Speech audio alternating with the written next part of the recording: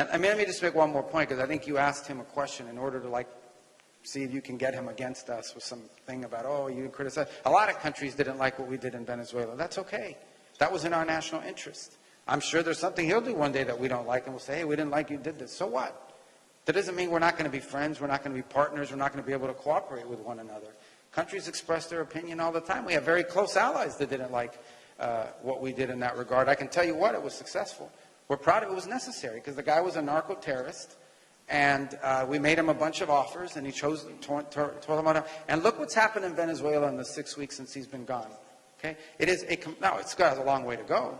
There's still much work that needs to be done, but I can tell you Venezuela is much better off today than it was 6 weeks ago.